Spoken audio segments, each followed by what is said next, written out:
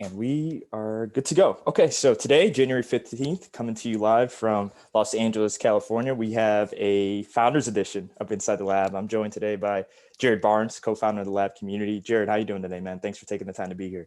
Man, I'm well. I didn't know it was January 15th. I guess we're going back in time. Uh-oh. Whoa, we're going back in time. We are. Last time I checked, it was February 15th, but it's That all is, good, man. I'm good on this February 15th. I appreciate the update, man. We're traveling back in time. We'll go Hey, ahead that's and how you know we've been moving, man. That's how you right. know we've been moving. Exactly. But for those who don't know about the Lab community, our goal is to entertain, delight, and inspire our audience to action with real talk and practical advice. The entire intent of this community was built to horizontally connect the sports landscape between advisors, investors, sports tech founders, and sports business leaders to impact their journeys and paths to success. So truly appreciate everybody that's joined our community thus far. We wouldn't be here without your support. We're at 380 plus members as of today. We're getting close to year to date, so that's really exciting. But Jarrod, I would love to hear from you in terms of specifically our Community Roundtable Series event. What are some key takeaways and observations that you had from that event that we had this past week? No, Bryce, really excited by what we're building through our community roundtables, right? We started this just with an idea of how can we engage people in a different way. I don't know about you, but been to a lot of webinars over the past year, right? And I think, definitely have experienced a lot of benefit from them, but just want to continually find ways if, we are going to be a community, how can we foster that Yeah. perspective, foster that diversity, and really cultivate it in a way that can be impactful, right? So last week we piloted, our first community roundtable, really the inverse of a webinar. We present a topic, have a couple of facilitators, and really have community dialogue about what's going on in sports, right? Last time we spoke about diversity, equity, and inclusion. Yeah. We spoke about athlete marketing, what's going on with name, image, and likeness.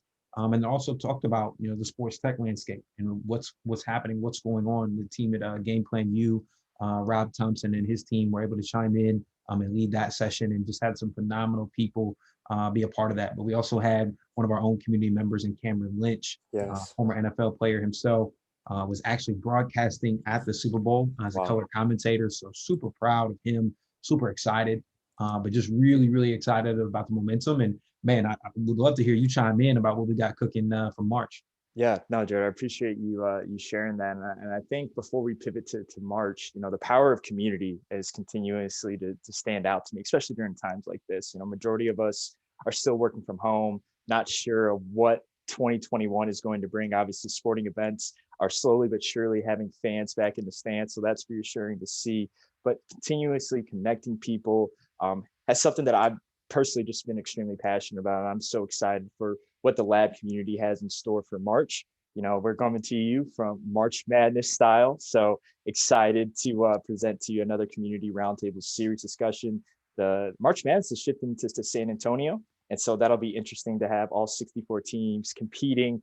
I'm excited to see it. It's great for the athletes. I know that I can't even imagine being a student athlete during this time, having to navigate between COVID, the travel restrictions, and everything that goes along into that. But Jarrod, for you, March, we're looking at putting this event together. I would love to dive deeper into what event planning looks like, especially in a virtual environment. What are some things that have really stood out to you, and how do you think that we've been able to execute at the level, and how do we continue to execute at an extremely high level moving forward?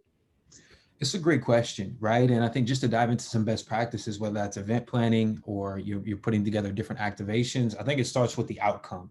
Like, what outcome are you really trying to create? What does success look like for you? And then how do you reverse engineer that outcome into a pathway that's really just integrated with the bread and butter of, whether it's user interviews and more like, tech focused, or just, interviews within your community or demographic that you're targeting, right? So what we did for our first community roundtable, and what we're excited to do for all of our community roundtables, is one, poll and get a pulse of what do people want to talk about? What are the topics that are in a sense trending right now, right? It's one thing to look on Twitter and see what's trending, but it's another to really survey your community, your demographic, right? So that's our, in a sense, North Star is number one. Our outcome that we want to create is to be for the community and provide a space for everyone in our community to share their perspective, and more importantly, get feedback and meet others as well, right? It's not just, you having the microphone, it's a collective of all of us coming together. So that's our outcome that we're looking for. How we ground that is by interviewing and really trying to get a pulse and sense of what people want to talk about, what is going to be most impactful and beneficial for this group to convene on. From there, then we look at innovative technology, right? We use the platform Slingshot. Huge fans. Anyone listening to this, looking at hosting virtual events, highly recommend Slingshot. It's a monthly subscription platform, very affordable, a lot of functionality. Nile, the founder, is very personal. He will walk you through the platform. I mean, customer experience is through the roof on that. So that has been our bread and butter, our process to date, and excited just to keep building. No, that's great, Jarrod. And I think we've had more than several conversations about before we do anything, making sure that we have defining what outcomes that we want to have. And I think that's helped me not only in my current role as co-founder of the lab community, but externally, moving into my day-to-day with the Dodgers. And I think that's a great pivot point right now, talk about continuing, if you're a student or looking to transition into sports or looking just to stay sane during this time. Like I think we've had several conversations about technology fatigue, and I know personally me getting outside, I have the luxury of living in Los Angeles, California, so it helps having that. But for you, Jarrod, how have you really mapped out your day to have that maximum return when you're dedicating your time? We only get 24 hours in a day. How are you making the best use of it, man? Yeah, I mean, it's $1 million question, right? So whenever you figure it out, call me and let me know. I'm still trying to figure it out. Will do. But I think it really does start with defining success for yourself, because I think what I've found in this virtual world that we're all living in is that your energy and your effort can become very quickly diluted. Very quickly diluted, because there's so many different opportunities and things for you to be involved in, so many different conversations, so many meetings, so many connections, whether that's on social, whether that's another virtual event, whether that's another XYZ thing that pops up. There's so many notifications, for lack of a better term, that just come to us on a day-to-day. And so I think it really does start with you defining success, not only for that day, but for the week, for that month, for that phase, whatever you may be in. To really understand how can you take exactly what we talked about, these next 24 hours, really the time that you have guaranteed, to consolidate it and put your maximal effort into things that are going to drive the most return. So whether that's blocking time, and you're someone who loves those time blocks, or you're being able to almost inverse that and just map out exactly how you want to use your time. So there's a lot of different ways you can skin this cat, for lack of a better term. But I think the heart of it really is by defining that success for yourself. Even myself, I've been challenged in a lot of ways. Caught myself all of a sudden I get on this rabbit hole, and I'm going down a rabbit hole on something that may be important but not urgent, right? So I think it's just really trying to identify that, and I think that is now even more important. Talk about important versus urgent. That is both important and urgent. So to have that standard and to have that, because or else I think you can quickly find yourself drifting. At least I have. There's been days where I'm like, man, what is it that I even did today? And of course there are things you've done, but because it's not a in-person environment, at least not for all of us. Some of you may be back in the office, but for myself, not back in the office just yet. So that feedback loop, that kind of gratification you get after a meeting, with 10, 15 people, it's different, right? And so instead of walking out of a meeting room, you're just clicking the button saying end meeting, and so that feedback loop psychologically is different, and so you almost have to treat your structure a little bit differently. That's how I've approached it. I think everything's different, but that's just what's been beneficial for me. No, right on. And you hit it on the head, man. Like that, figuring out what success looks like and how to map that out, that is $1 million question. You shared some tidbits of what you've been doing on a day-to-day to try to maximize success. And I think that what I've been doing is a lot, it aligns with that, making sure I'm blocking my time. Hey, I thought before 30 minutes a day. No, I need to break that down to 15. Like I definitely need to break those 15-minute increments. And then as well as definitely feelings of, at the end of the day, what did I accomplish? What did I get done? And I think that's going back to, defining success and being able to really point to that and identify your North Star. I think it's important for whether you're, a student looking to break into the sports industry, you're a current founder, whatever you're building. I think really identifying that North Star and keys for success for you, and pivoting to, some of the things that you're focusing on for Q2 as we look towards 2021, continue to look towards 2021, excuse me. What are some things that you are focusing on, whether it's internally through the lab or personally, as you continue to grow and develop? Yeah, I mean, to speak towards the lab, excited to keep building that momentum. And I think for us, what momentum looks like is really under three different buckets. One is continuing to engage you all, members of our community, right? I know Bryce and I both have had a chance to meet with almost everyone, right? Yeah. We really genuinely make an effort. And if I don't respond to the Slack, I apologize. I promise I'll get to it, when we can. But we genuinely make an effort to have a personal connection with everyone. I think that's for us the biggest differentiator. We never wanted 5,000 people, in a sense, as a part of this community, more so the strongest and most interconnected 500. Right, that has been our key differentiator, a depth and quality instead of quantity. But also too, right, we do want to grow. We're not trying to stay stagnant. We do want to have an addition of quantity, excuse me, only to continue to foster our ecosystem, right? And I think third, that's what we're most excited about, is that ecosystem that we're building, right? And so I think for the first time, excited to cast a vision, for a marketplace within the lab. There's so many different people that we have, whether that's investors, whether that's sports tech founders, whether that's professionals at the collegiate athletic level, whether that's professionals in pro sports, whether that's individual vendors, themselves. It's such a unique ecosystem, right? And I think we've all been able to see people at the human level, which has been incredibly powerful and incredibly exciting. But how can we continue to build off of that and bringing, in a sense, not only who we are as people, but also what we do, and having a value exchange there. It starts how we start in our bread and butter is who we are, right? And who we are as people, having that level of authentic connection. But then to add on top of that, how can we collaborate and grow together by what we do, right? I think that for us has been the two guiding pillars that I think we wanted to start very, very intentional, right? Not starting with what we do, because we could do that through LinkedIn very easily and just create a LinkedIn group. And now I see what you do, and now I'm already having a perception, but I want to start with who you are, right? First, as an individual, then when we were able to build on what you do. So excited just to keep building, man.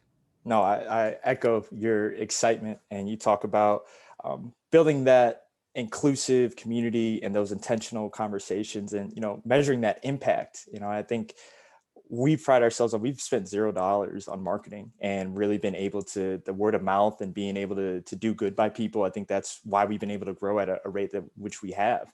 And it's interesting, I had a conversation with another business executive, and I asked, what makes you successful moving forward? How have you been able to be an industry leader?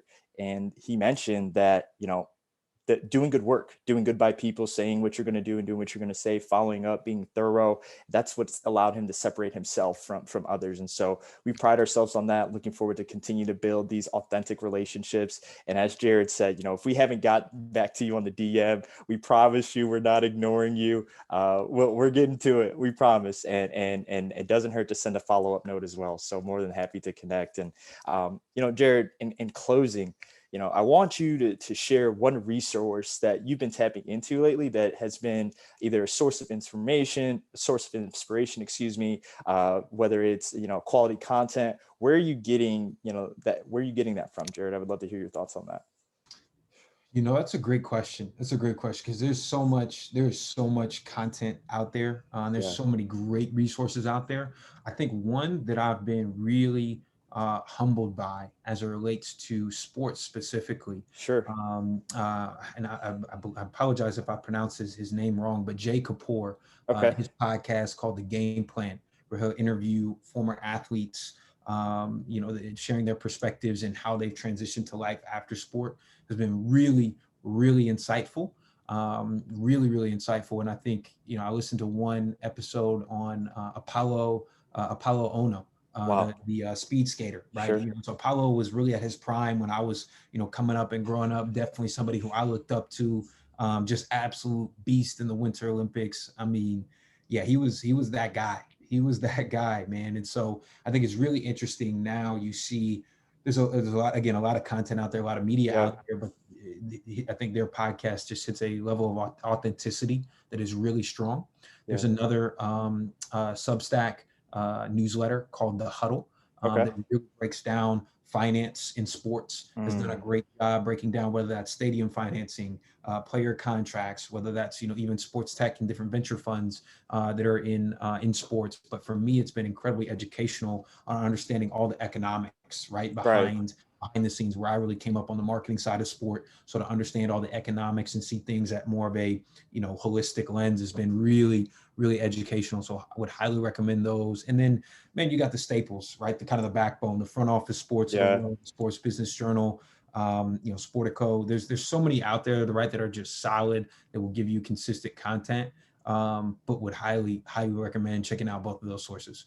Man, I'm taking notes as we speak. Going to tap into some of those resources here shortly after we get off the call. But I think for me specifically, looking at tech, breaking into startups, Ruben Harris, a founder of Career Karma, has been a great source of inspiration and thinking outside the box. I think when you're in sports, you can find yourself thinking very pigeonholed, but then you hear a story of a founder or someone who broke into tech that didn't have a traditional background, that was a single mother, that was a convict, and they came in and were able to add value in the tech landscape, and just seeing just the world, going back to power of community, right? And I think if you can check out Breaking Into Startups, Ruben Harris, Career Karma, a great resource that I've been tapping into lately. And last question I have for you, Jarrod. I know we said the best way to get in contact is via DM on Slack, but are you on any other social media channels that people can find you or get a hold of you on?